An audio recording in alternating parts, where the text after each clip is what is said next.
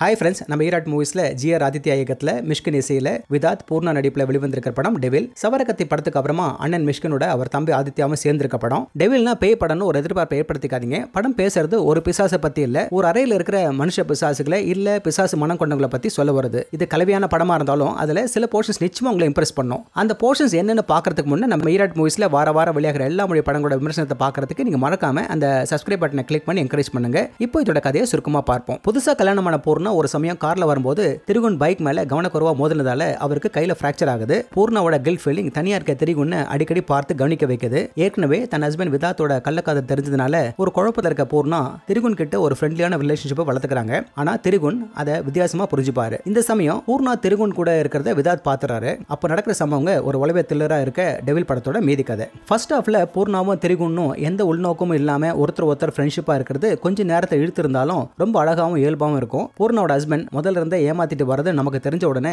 இந்த ஃப்ரெண்ட்ஷிப் நியாயமானதா தோணும். ஆனா இங்க இயக்குனர் ஆதித்யா இந்த இடத்துல சாமர்த்தியமா பிளேட்டை மாத்தி போடுறதுனால திரிகுன் மேல இருக்கிற சப்போர்ட் மாதிரி திடீர்னு பூர்ணாவை கணவரோட சேர்ந்து வாழணும்னு விரும்ப ஆரம்பிச்சிடுவீங்க. இது வரைக்கும் இயக்குனரோட ஸ்கிரிப்ட் நல்லா வந்திருக்கேன்னு நினைச்சிட்டு இருக்கும்போது இதுக்கு அடுத்து வரது பல சந்தேகங்களை எழுப்புற மாதிரியா, அதுவும் இதுவரை ஏற்படுத்தின நல்ல இம்ப்ரெஷன் அத்தனையும் கேள்விக்குறியாக்கிடும். ஆனா இந்த இடம் வர வரைக்கும் இந்த சின்ன கதையை இயக்குனர் ஆதித்யா கிரிப்பிங்கா கொண்டு போனதுக்காக பாராட்டணும். இந்த படத்துல 4 மெயின் ஆர்டிஸ்டுங்களுமே சிறப்பா நடிச்சிருக்காங்க. அதுல துரோகம் செய்யற கணவர் அலெக்சா விதார்த், அவரோட கள்ளக்காதலி சோஃபியாவா சுபஸ்ரீ, பைக்கர் ரோஷன் திரிகுன்னை விட ஹேமாவை வர பூர்ணா தான் ஒரு லைஃப் டைம் பெர்ஃபார்மன்ஸை கொடுத்திருக்காங்க. இதுல மேல் ஆர்டிஸ்டிங்ல எக்ஸ்ட்ரா மேரிட்டல் அஃபேர்ஸ்ல ஈடுபடுற மாதிரியும் மார்ட்டினா ஒரு சிவாஜி நடிப்பை கொடுத்து அப்படியே காலில் விடுறதுமா இருக்கு. அடுத்து ஹேமா கேரக்டர் அலெக்ஸ் இல்ல ரோஷனுக்கு பின்னால் ஓடுறதால உண்மையான அடையாளத்தை பத்தி யோசிக்க வைக்குது. இதுல ரோஷன் கிட்ட இனிமேல் என்ன பார்க்க வராதுன்னு சொல்ற இடத்துல அந்த கேரக்டர் உடஞ்ச கண்ணாடி மாதிரி அதுக்கு மேல கடல் மீனுன்னு பேசுற வசனம் இருக்கு, மகா கிரிஞ்சு. ரோஷன் கேரக்டர் கொஞ்ச நாள் பழகின உடனே ஹேமாவோட துப்பட்டாவில கையை துடைக்கிறது, தன் வேர்வையை ஹேமா கர்ச்சீஃப்ல துடைக்கிறது நிரடல். இது ரோஷன் தன் அம்மா கிட்ட இருக்கிற மாதிரியான உரிமையை வெளிப்படுத்தினது அர்த்தம் எடுத்துக்கிட்டா பின்னாடி அவரோட செய்கைங்க அதுக்கு முரணா இருக்கு.